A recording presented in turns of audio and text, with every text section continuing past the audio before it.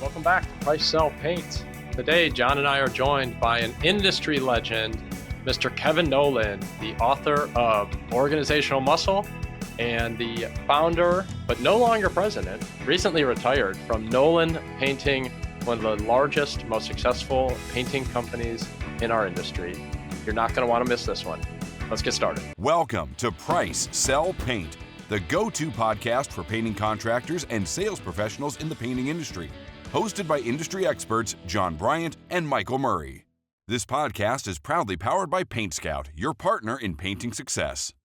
Hey everybody, welcome back to Price Sell Paint. Today we have Kevin Nolan here to join us.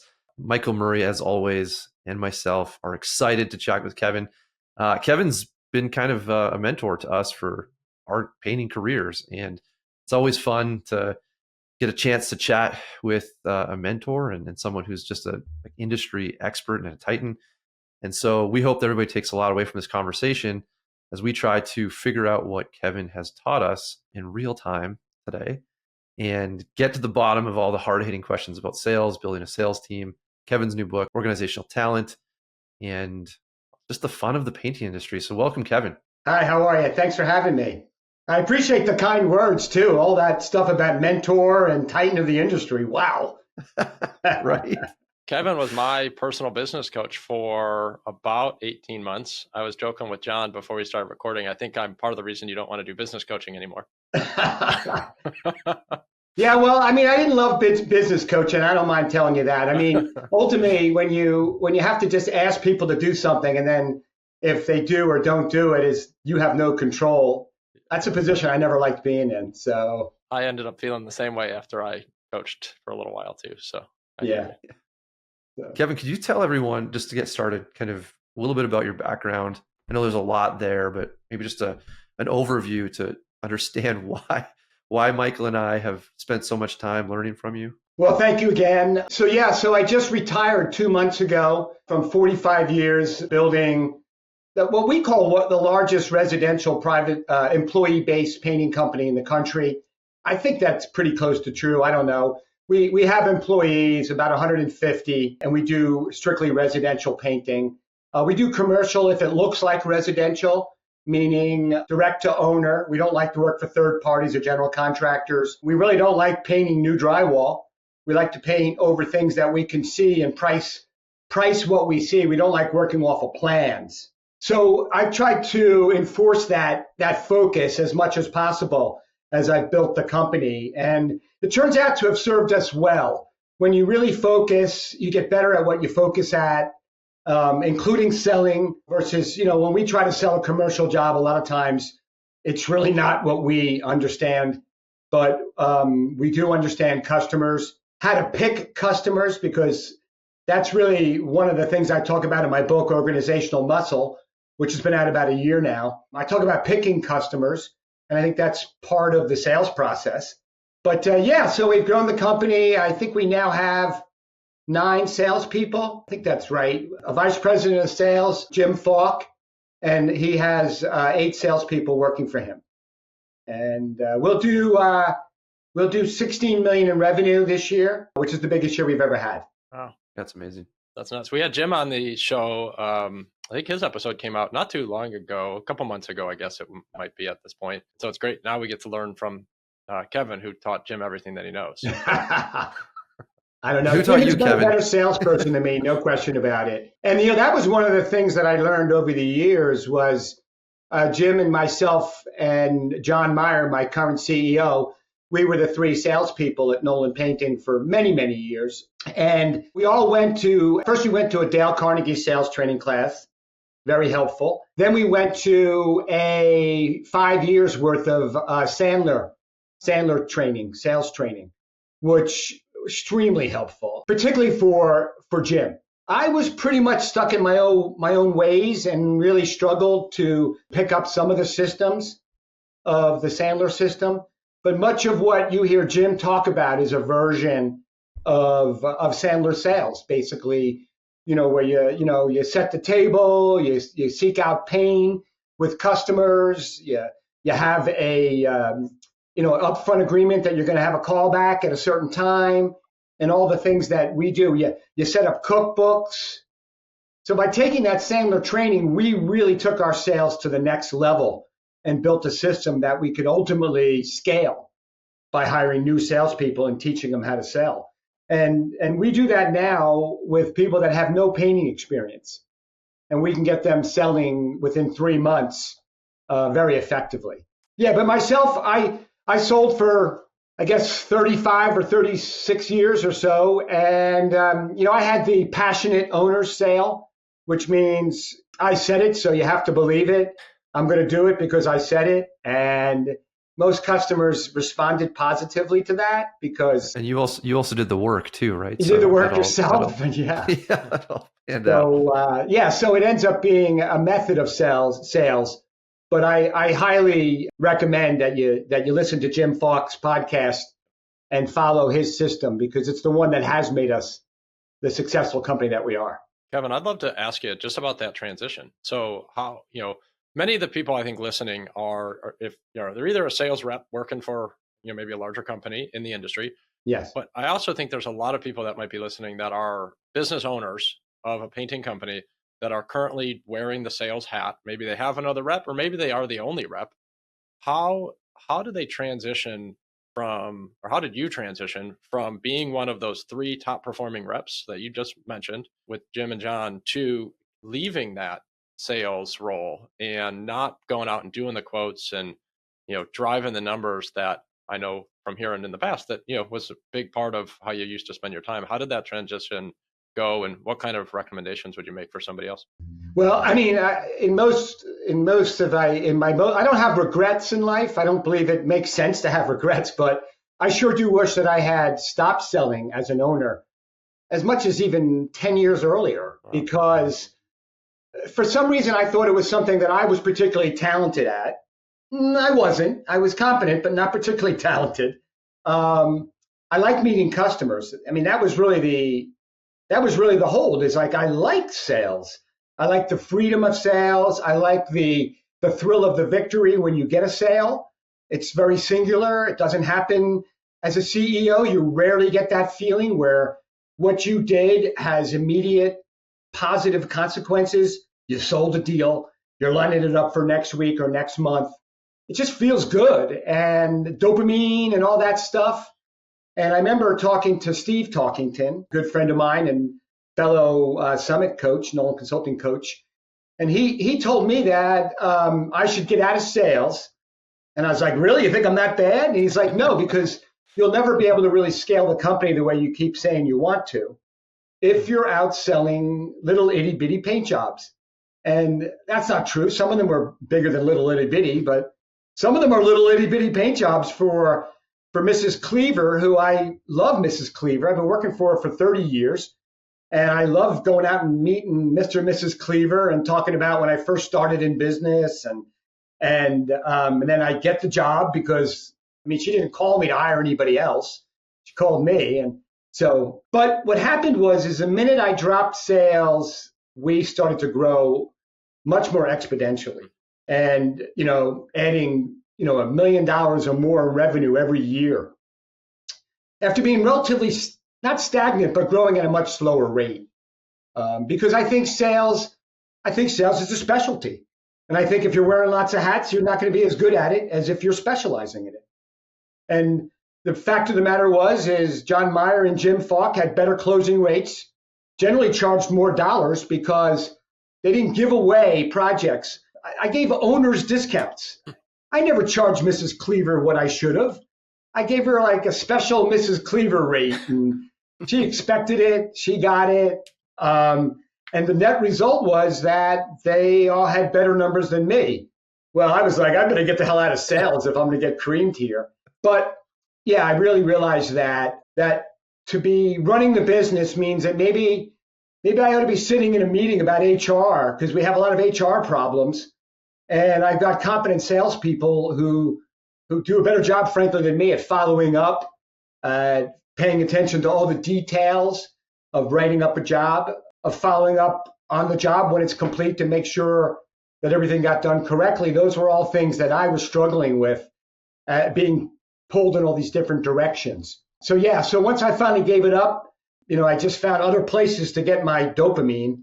And it just wasn't from, meeting with my favorite customers. So Kevin, if you go back to the start, like obviously, you've done this for a long time.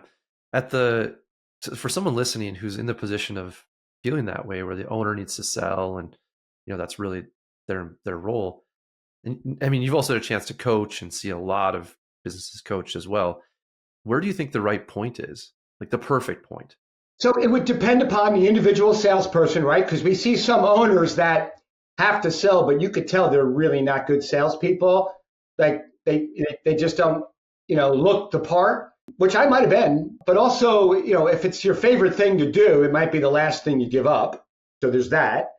But generally speaking, I think for us, it was at $1 million. At the time, this is now 1997. At $1 million, I can't really sell anymore at the time. I couldn't sell anymore. And if we wanted to grow, then that means I had to hire someone to sell. And then, that second or third year, John Meyer was selling, $2 million, and I was still selling $1 million. And then when we start doing the math and we go, well, we want to do, next year we want to do 20 million. How many salespeople do we need to have? How much are they each going to sell? And how does the math work out? And you guys are doing this all now. I mean, you're projecting the number into next year, and then you're figuring out, who can sell what, and then cookbook the whole thing. So this is all how it's evolved. But in the beginning, the whole success of the company relied on whether I was charging enough and putting enough hours in. And for a lot of years, I just wasn't. I wasn't charging enough, and I wasn't giving people enough hours to do the job. And it was having other salespeople that held me accountable. And then I quickly realized that and got better. But also, the thing to really understand is the value of an hour. We're charging between $90 and $105 an hour for work that we do.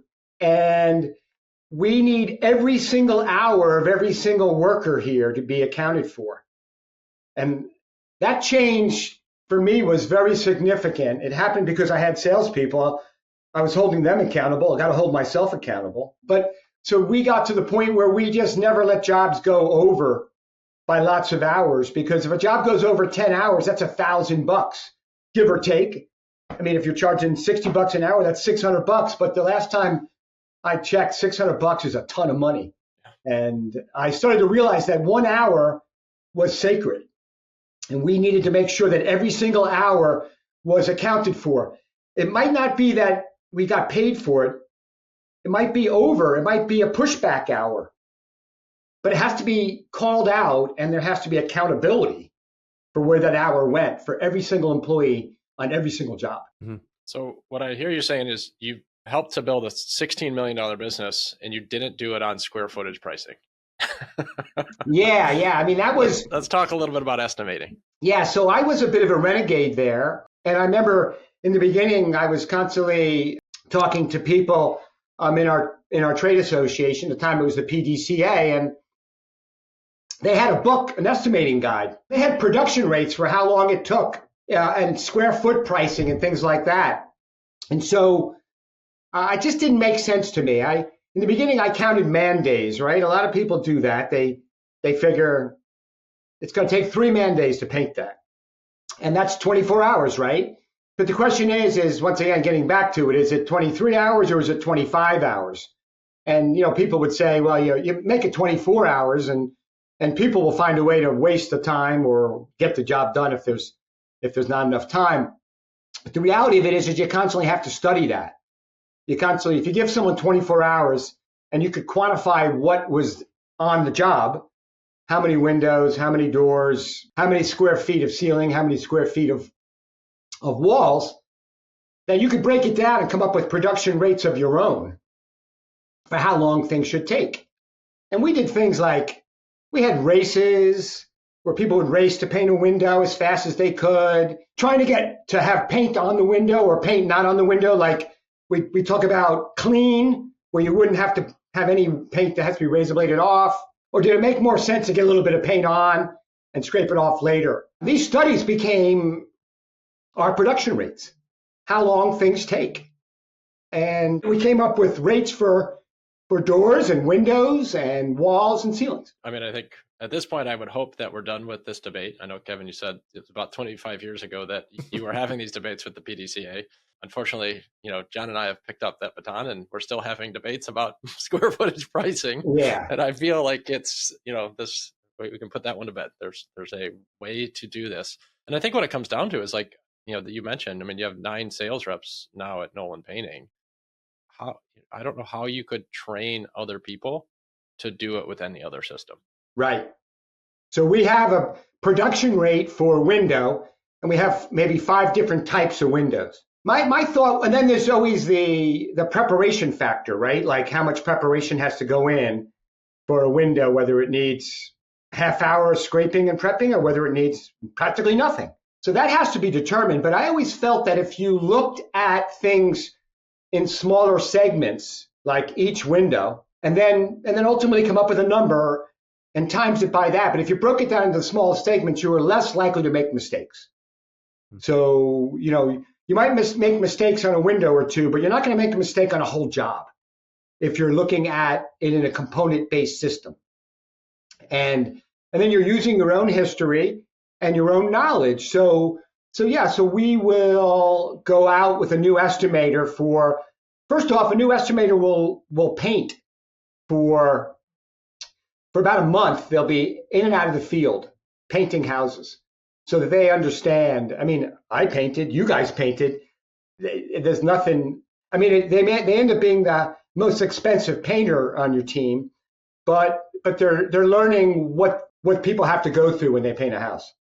And then we basically for a little while they are shadowing a salesperson who is they're doing their own takeoffs, and we use PaintScout, which has really revolutionized the way you train people. I mean, that's among the many great things about PaintScout. It just makes it really easy to train somebody.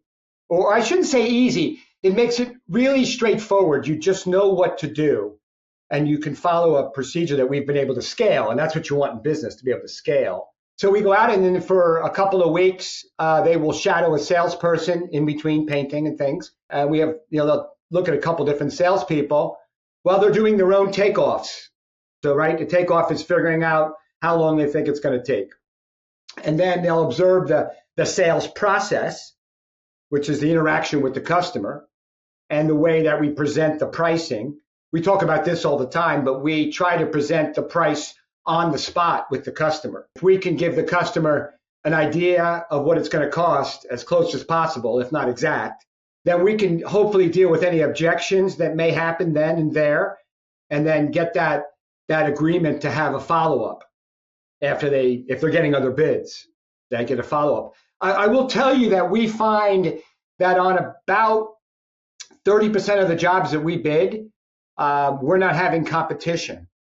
I think it's important to know, because I think salespeople get this feeling that there's always competition and that they always have to keep their prices low and their pencils sharp. And that's not the case. I mean, the fact of the matter is I should have been charging Mrs. Cleaver a premium, more money, because Mrs. Cleaver knew what she was getting, and she was getting great service, and she wasn't shopping. So why was I passing on a discount to her? I have no idea. And by the way, she had lots of money, so it wasn't. She might not know when you're getting a discount. So anyway, she's probably going to listen and yeah. So charging the right amount of dollars and all that stuff requires discipline, and we require that of our salespeople, that they're disciplined around all these basic fundamentals of getting an hourly rate. We hold them accountable to an hourly rate. We hold them accountable to the number of hours. And then, as you know, and this is somewhat debatable in the industry, we pay a salary plus bonuses for hitting quotas and some other targets like the hourly rate. So we pay about 50% of a salesperson's pay is bonuses, and the other 50% is a base rate. And yeah, they get paid well. Salespeople get paid well. And that's because if they don't sell, they get let go quickly. That's the stakes. So, I mean, you have to sell to live. And if they don't sell, going to be tough. So, I mean, Kevin, it's funny, like all the things you're saying are like, for some reason, verbatim what I say. I don't know how that happened.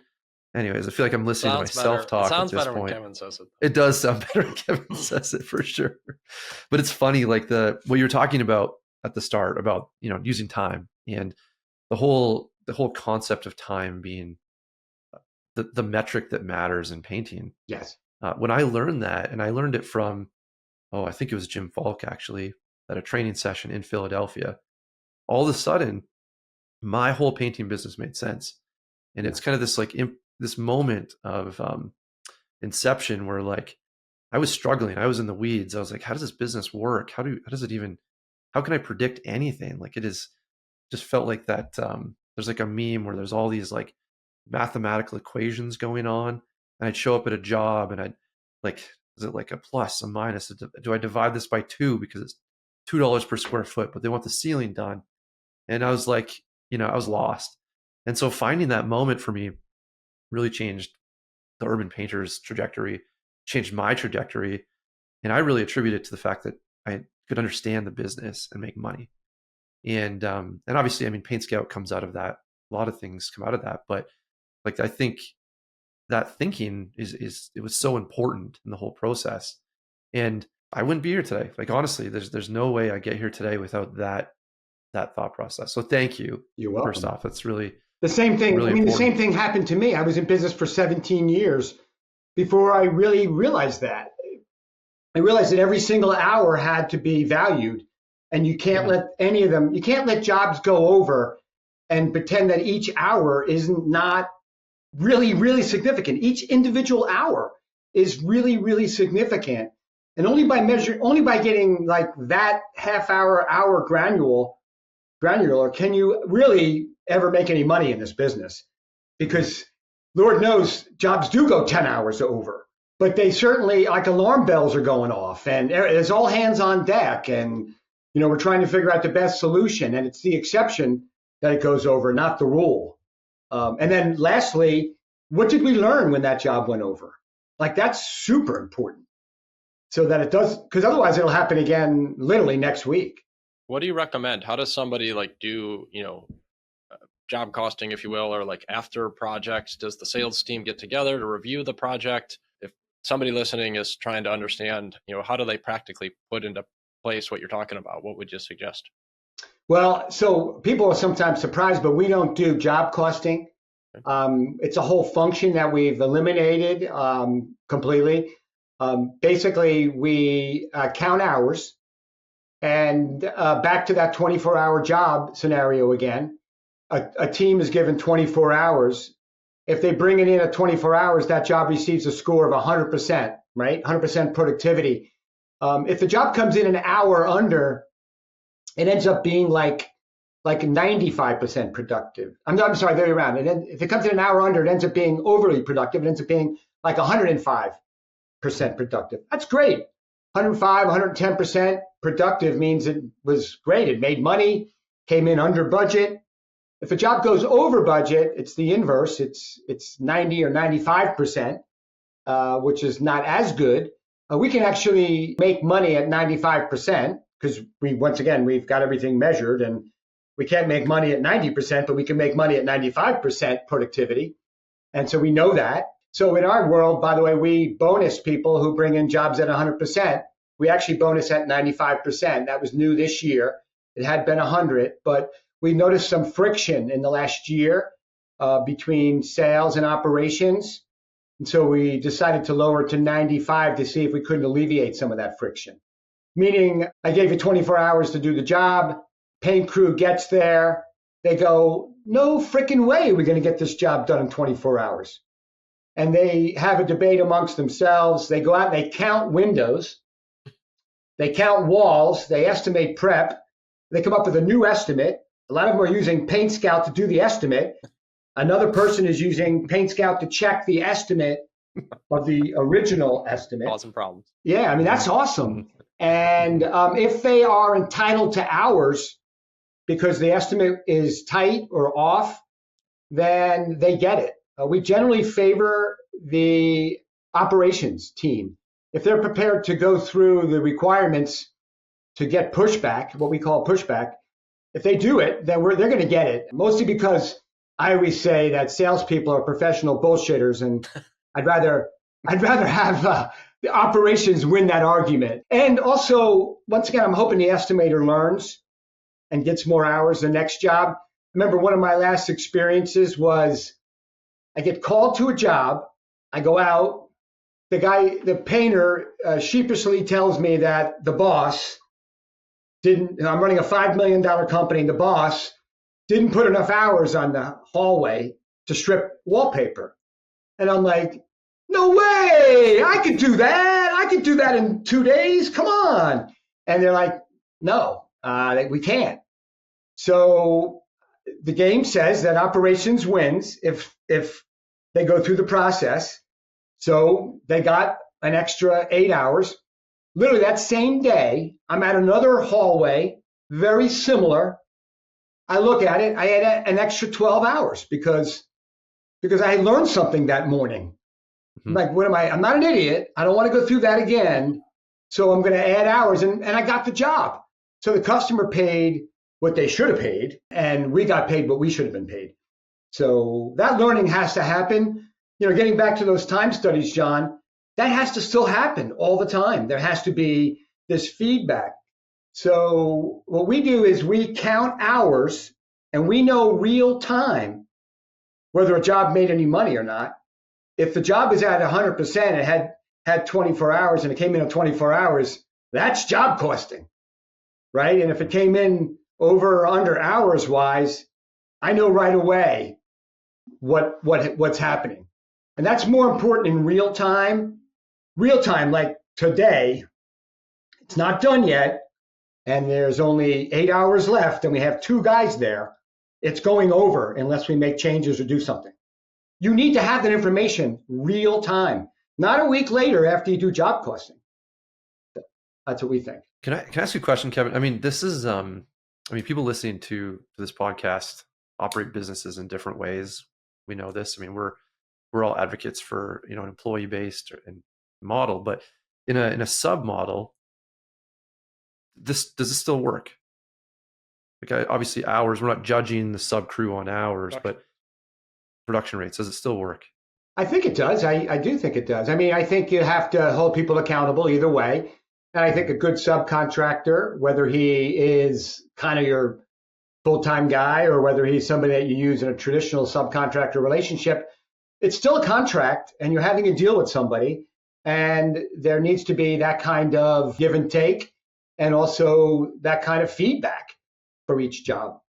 My take on the employee-based model is I just like it better. I think once you get past the original benefits of subcontractors, and they're out there, I mean, taxes, workers' comp, and you even having to deal with payroll and stuff like that, there's benefits to the subcontractor model.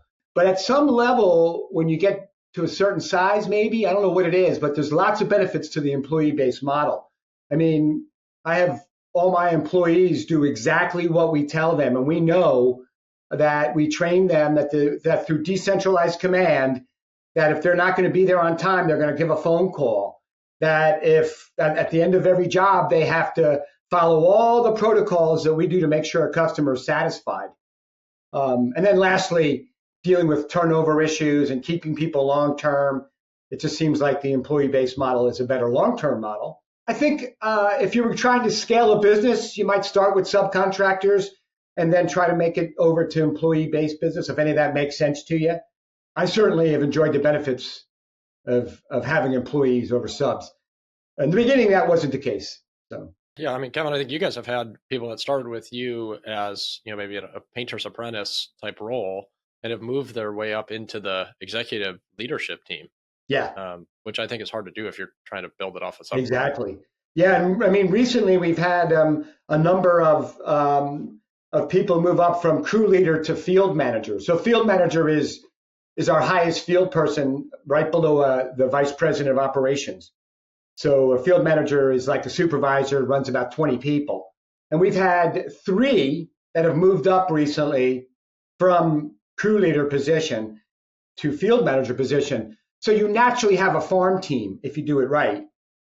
And you have a farm team of apprentices turning into painters and, painters turning into job leaders, and you're always paying attention to that. So once again, that's another, ultimately for scalability, it feels like it'd be harder to scale with just contractors because you'd always be looking to replace contractors. I mean, we're always looking to replace employees that are not happy, that leave or don't do a great job, but we can find ways to keep the ones that really are. And we've been able to do that, 401ks, healthcare. I just feel like those are things that you need to provide if you want to have a long-term relationship with somebody.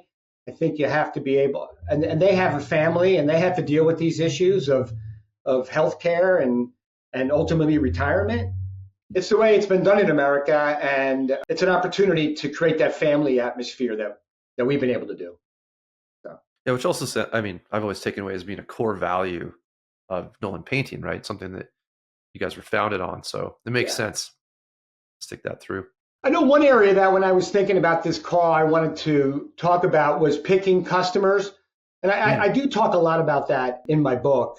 In fact, I focus most of the chapter on it. I only touch on sales, but I do focus on choosing customers. I started at the call talking about the type of work we do and commercial, if it looks like residential. And but beyond that, believe it or not, we only want to work for nice people. I know that sounds like all squishy and stuff like that. All hugs all the time. But it is super duper important to heed the red flags. I mean, if there's anything I learned in 45 years of business, it was listen to the warnings, heed the red flags. If a situation doesn't look good, go the other direction. Otherwise, you will take it on the chin over and over again. And we still have a couple of those now and then. But I constantly am lecturing salespeople to only work for nice people and to try to sort of suss that out in the interaction. So we want to, interview them to see if we're a good fit.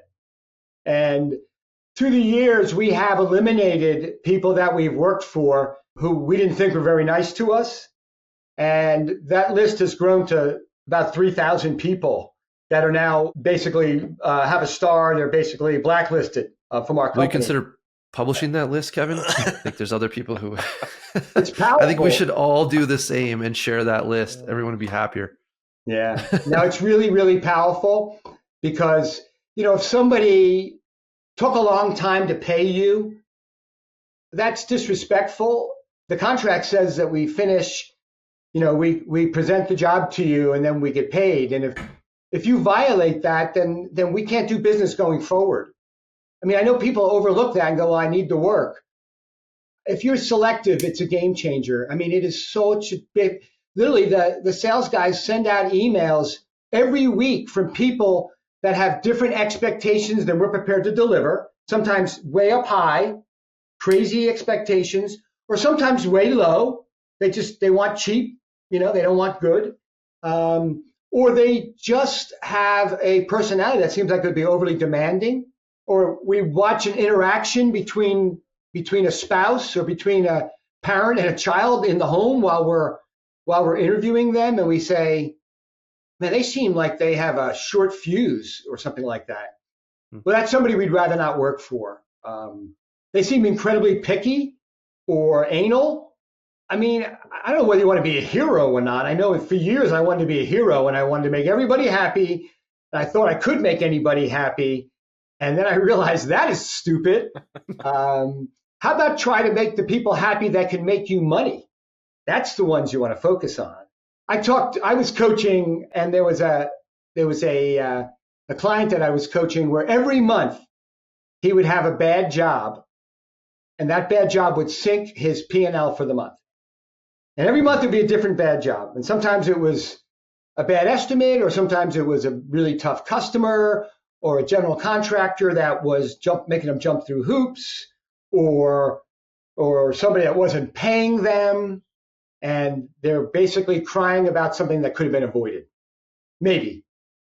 So I just can't stress that enough, that picking a good client is going to really change the whole relationship. And a lot of our marketing is around being friendly and working for friendly people. And it's amazing how we've been able to achieve success at that particular angle.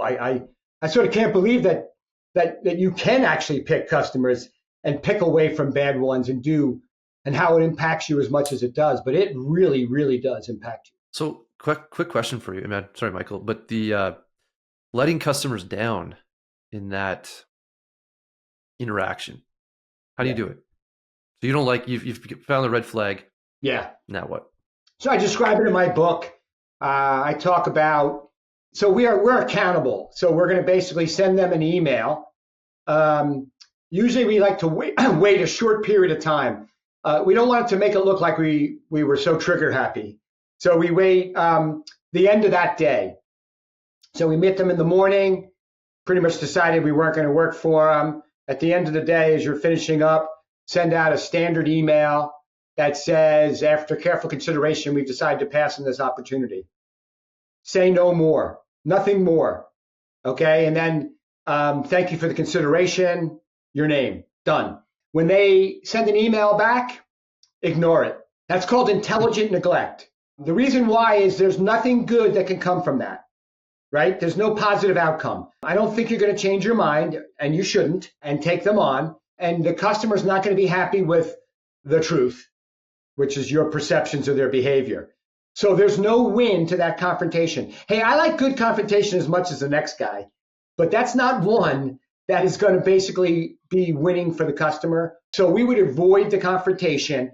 We would have thought they got the answer that they needed to hear, which was you're not bidding on the project.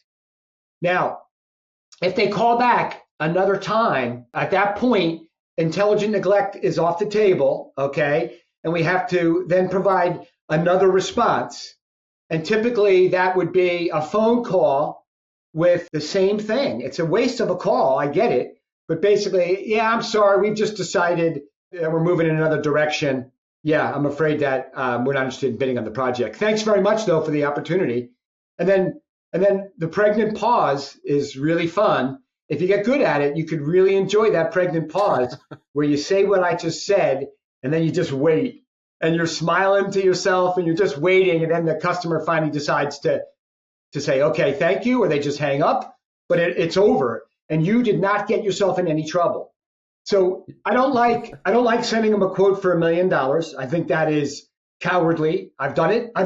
All righty. It's cowardly behavior on my part when I've done it. I don't think it's a good idea. Also, if you charge a tough customer a lot of money, they'll make it worth their time. You will not make money by charging a tough customer more money. They'll wring it out of you. Or they won't pay you. Yeah, that control factor is important. Do you know when you hire a contractor or anybody, you often get a couple of bids or whatever. You hire someone out and you decide not to hire them. There's no cross-examination. Often you don't even get back to them. You just don't even tell them, right? And that's the way we're treated. So we'll one up it. We'll be more respectful. We'll let them know. So the other thing you could do is not send them an estimate, right? Charge too much, not send them an estimate. Or how about just tell them the truth that you're not interested in doing the job. And you're not going to tell them why, but you're going to tell them that you're not putting a bid in.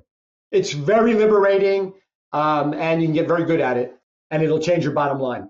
If there's a takeaway, I hope someone takes that away today, because that's a bottom line changer. You ever get a bad review from doing that? Yeah. Yep.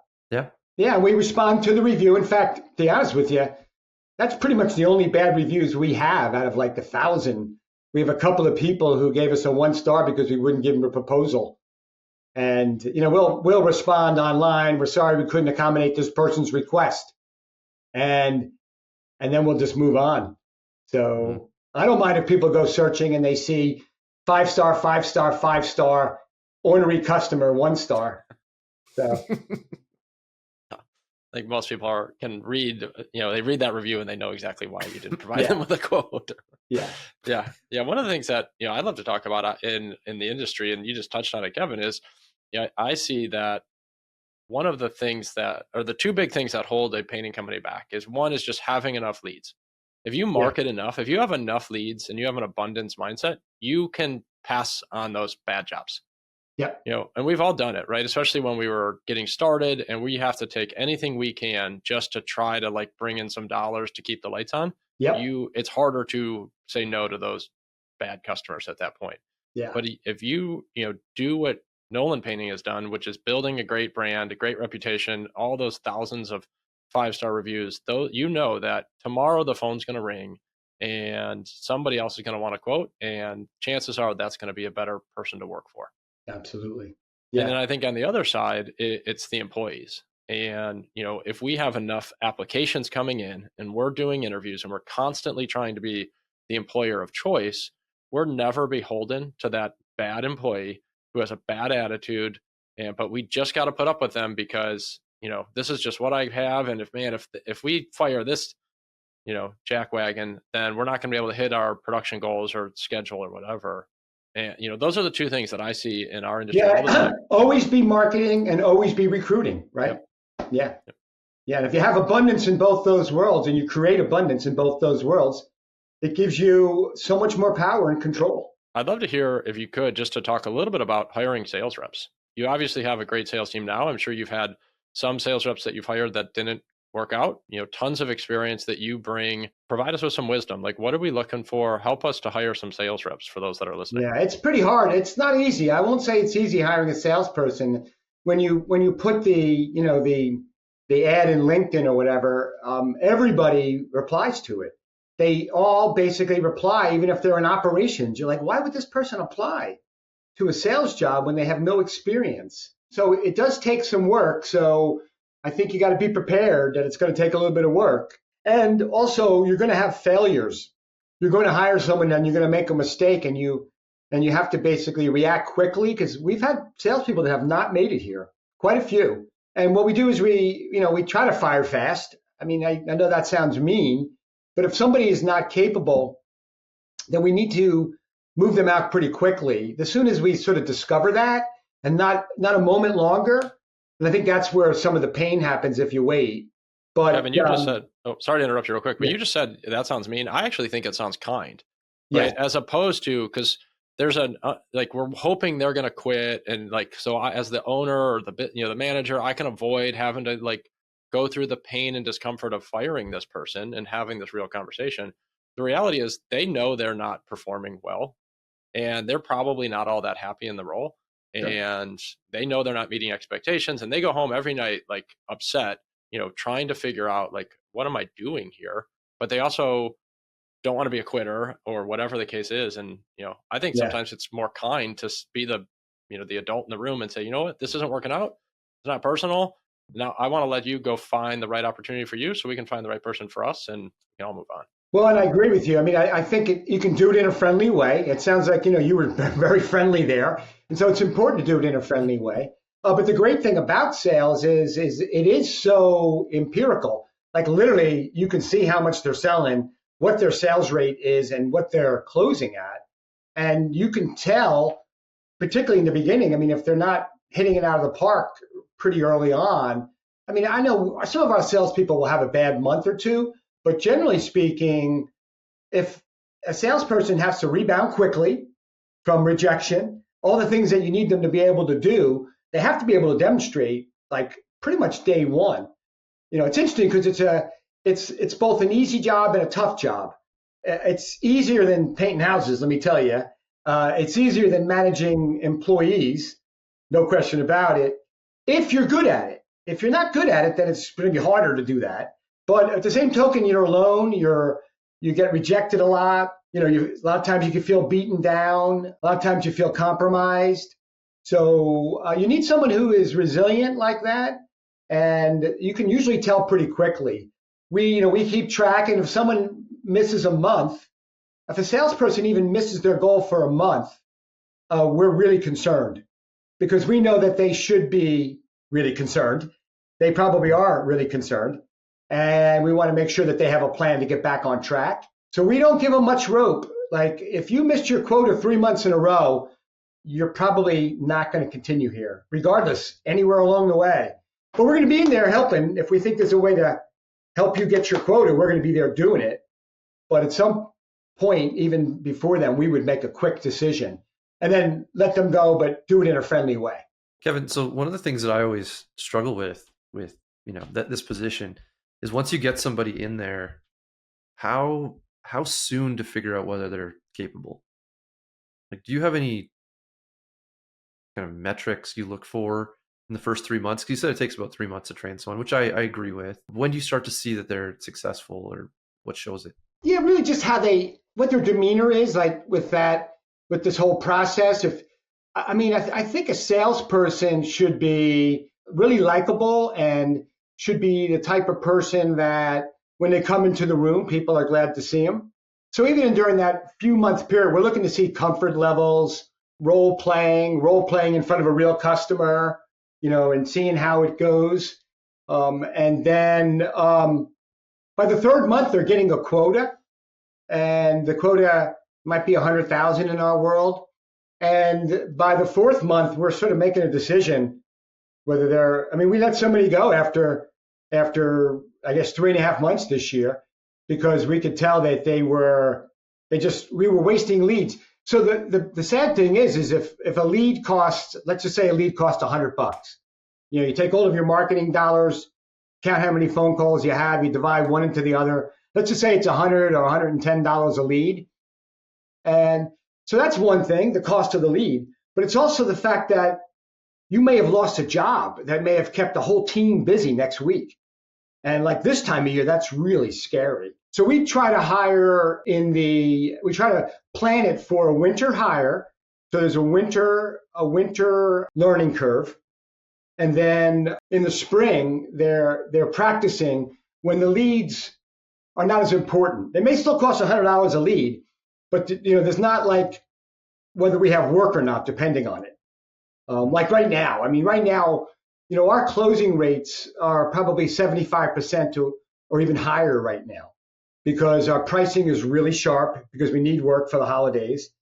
And we've been doing a lot of emails offering Cyber Monday discounts to our customers. So our customers are calling us, taking advantage of a planned discount that we've pre-advertised. So as a result, they're going to hire us. Like Mrs. Cleaver calls, she's getting the discount, she knows 100% chance she's hiring us. So our closing rates go up this time of year. To your point, Michael, when you have lots of work and you're not as hungry, or you can push them away and you don't need every job, I don't mind if the rates drop to 45% in the spring, because I want them to push away bad customers. Actually, what we do is we exempt that bad customer. So a potentially bad customer is not counted into the mix. So we call them no bids, and every single month the estimator submits all of his no bids. That's added into his closing rate, so we don't penalize him for doing no bids. And it's interesting because some salesmen send out no bids at the drop of a hat, and others take on customers they shouldn't. And we have both extremes that happen here. But we talk about it, and nobody is confused where I fall on the matter. And because I've been so beaten up over the years by bad customers that I just don't want them anymore. And I beg them not to work for tough people, So, and the quality of my life went up dramatically when we did that. Just so many less problems. So. And, it's that abundance mindset, right? And you're doing okay. Your business is thriving, making good money. I would love to go back, though. You talked a little bit about some of the win, percentages, closing rates. Love to hear, maybe what are your expectations for a sales rep in their first year or two? Certainly, once you get into that, 3-5 years, some of the people on your team have been there for 15 plus years.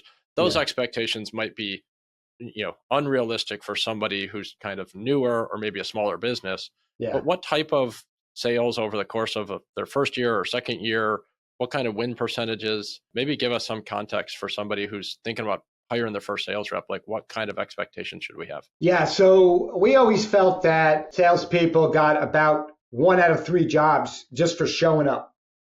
So, you didn't have to do much in the way of sales to get a 33% closing rate. I don't know if it's true or not, but anecdotally it works. So therefore, we need something higher than that. So I think we're looking for about 45 to 50% out of a new salesperson. And the reason is because they're selling a brand. They're not selling, in most cases, to someone who hasn't heard of us. I mean, we've spent $1 million on advertising the last few years, and they know who we are. So we think that if somebody calls here, that they have a pretty good idea what they're going to be getting, even price-wise. That you're not going to say, oh my God, you're twice as much as everybody else. That doesn't happen as much as it used to, mostly because of the expectation that people have already going into it. They're not calling that cheap-ass painter. They're comparing us with maybe similar competitors or perceived similar competitors, as opposed to no names. And so, I mean, it used to be if they didn't know who I was and I was twice as much as somebody else, they would think there's something wrong with me. Now when we're twice as much as somebody else, they think there's something wrong with the other person. And there probably is. They probably are not charging enough to grow and scale a business. I know I talked about that rate of $90 or $95 or $105 an hour. So keep in mind, we don't tell customers that, right? Nobody tells a customer their hourly rate, at least generally, because customers would think it's way too much to pay a painter. I mean, I'll pay a car mechanic that, or I'll pay a HVAC person that to work in my home, but I'm not paying a painter or anything near that. So we don't tell them that. Clearly, we come up with an estimate. We use PaintScout. We count how many hours we're going to be on the job. We have an hourly rate. One of the nice things about PaintScout is it's web-based, so we can change things like the hourly rate, and it'll be across the whole scale as we're making price changes. But when we do a job, we have a safety manager that's showing up on jobs doing safety checks. We have supervisors. We have people delivering paint. We have 7 high-reach pieces of equipment, high-reach machines. All these things make us more efficient, and we then can pull a job in 24 hours that might take another company 28 or 32 hours because they're not as efficient as we are. Granted, we got overhead, but our overhead is productive. It's causing us to be more efficient, less waste, less mistakes. So yeah, we're bringing a lot to the table, a lot of value, and we're not twice as much as legitimate contractors. Not ever are we twice as much as legitimate contractors. We might be a little bit higher, but often we hear we're fair priced for what we delivered. And I know I spent a lot of years thinking price is what people bought, and it's not true. People buy emotionally, and a lot of them buy Nolan Painting because we created a really cool, remarkable company that has an affinity for the community, and the community has affinity for it. And as a result, a seasoned salesperson like Jim is closing 80 to 90% of his jobs. I mean, it's a rare estimate that Jim goes on that he doesn't get. But a new salesperson, I think we're looking for 45. It appears to me that we're looking for 45%. We have a big board downstairs where all these numbers are up on walls. We do change it by season, like I just talked about. The winter months, we're going to raise it because it's a terrible thing that happens in the winter. We lower our prices and we get less volume and we lose money. So that's why we have to charge big bucks the rest of the year to make up for it. I mean, how do you handle the seasonality of the business? You charge more during your peak seasons. And that's what we do. So my friend always said, he's 85 now, but he was a painter mentor of mine, and he always told me every time I saw him, he'd say, "Don't be shy, raise your prices." It stuck in my head that I just needed to constantly keep raising my price. Kevin, was that Len? I was reading about. Yes. Okay, yeah. So in the book, he said, if you're not getting price pushback, you probably need to. What did it say here? You're not charging enough. Don't be shy, raise your prices. Yes, that was one of the pages I have highlighted and tagged. So yeah. A lot of times we'll have people complain about it in a laughing way, like, "Oh my God, what's this going to cost me?" But they're laughing about it, and they really like dealing with us. So I think that as new contractors, there's so much head trash. We talk about head trash a lot with salespeople because they go in, they make these assumptions, and a lot of times the assumptions are totally off, and they should be making less assumptions. They should be basically counting and timesing and trying to sell the value of the company. That's what the focus is on, and that's what PaintScout does, which is so amazing, is it levels the playing field. Every single estimate for every single salesperson. And we can look at where mistakes were made. Oh, they didn't put enough hours on the windows. We can learn from that. Or in my case, we didn't put enough hours on the wallpaper stripping. And we all have made mistakes wallpaper stripping. But my friend Len also doing it is the problem. Len used to say it's better to be fat than short. So you have to add an extra hours than to be short on hours. I like it. Yeah. I need to put that up in our sales, our office. We have some female sales reps though, so I don't know if that'll go over so well. How does it work? We don't have a female salesperson. I would love to hire a female salesperson. I know you've been doing it for a while now. Yeah, very well. Yeah, we've had some that have come and gone. I mean, one of the challenges, one of our top reps left about a year and a half ago because she had her first child and decided to leave the workforce, at least for temporarily or whatever, which a lot of women decide to do, and so that's certainly a challenge. But yeah, I mean, our top sales rep this year is a female, and we have males on our sales team. Kevin, you just talked to me. It's easy, or not easy, but certainly possible to be successful either gender. But yeah, I think for us, for what we focus on, similar to you, residential repaints, I think it resonates really well because a lot of times we're talking with a female homeowner. I was going to say, I mean, by and large, in a lot of homes, the women are making the decision, and so it just hasn't happened for us yet, but it will. I mean, we have plenty of women in other aspects of our business, but yet not in sales. So soon. Well, yeah, it's man, what an adventure you've been on, Kevin. The 9 sales reps. That's where you're at right now. I mean, you're out of the business. You're retired, but you're there today, so they can't keep you away. I'm in the office today because as I mentioned to you before the call, we're having a big community event tomorrow in the township. My company is the presenting sponsor, and we organize and put on the Reindeer Romp, which is a 5K race. Probably have 500 to 1,000 people, and we raise $35,000 a year for the American Cancer Society. Wow! So it's been my baby for the last 23 years, and I haven't retired from it yet. Although it's plain to see that other folks are ready to step up. Yeah, so I'm here today. We had a meeting, an advanced meeting. It's going to be a chaotic day tomorrow. All of our employees are coming as volunteers, which is more volunteers than we need. But it's really a community event, but it takes a lot of management. But no, I'm 100% retired, and I'm loving it. And I hope that everybody aspires to it and is ready for it, as ready as I was. I mean, to be ready, you have to have your health and you have to have some cash. So those are the two things that you need to focus on, folks your age, is make sure you're staying healthy and putting some money away so that you can have a transition and a succession plan and be successful at it. Because if you have money, health, and time, it just doesn't get any better than that. And that's what retirement looks like. Kevin, I'm curious, did you ever consider selling the business as an exit strategy? Not really. Too many of my family and friends started to become part of the business, and I just couldn't see taking that and selling it. It just didn't seem right. I managed to put away enough money that I don't need to do that. And there's been 3 liquidity events in my company, meaning cash outs to me. Only one has happened so far, but there's 2 more coming. Okay. And I have helped save and prepare for that. So the money that's coming to me has been saved by me and the management team over the last 5 or 10 years. So what's happening in my company is not only am I now, I'm the oldest, but my whole management team is in the process of retiring in the next 5 or so years as well.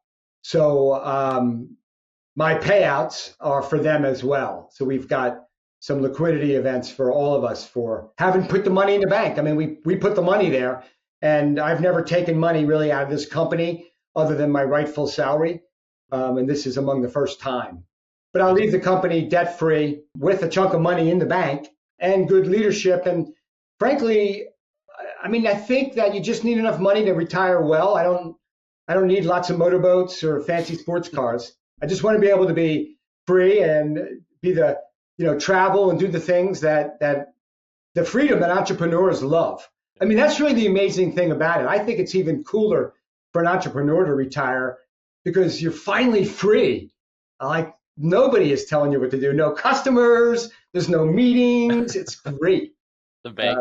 Right. If you work for a company all those years, it might not matter to you as much. But so, what are your plans? Tell us a little bit more. What are you going to be doing? Are we going to get a organizational muscle too?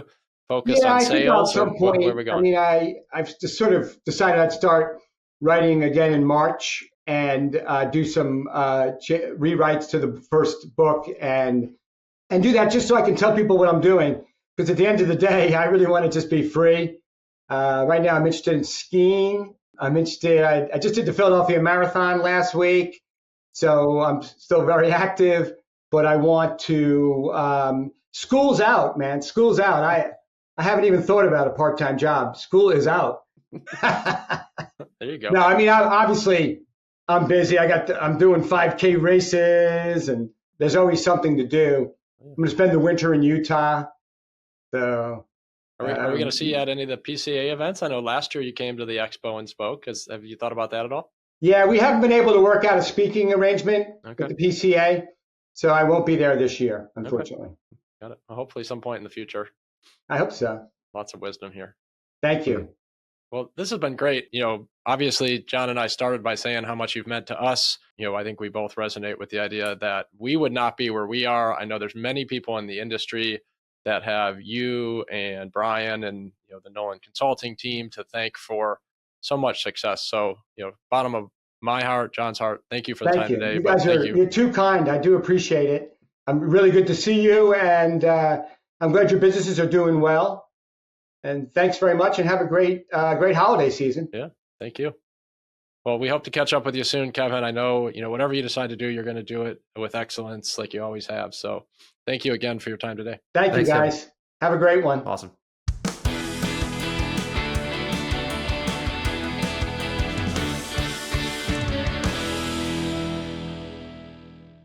This podcast is proudly powered by PaintScout, your partner in painting success.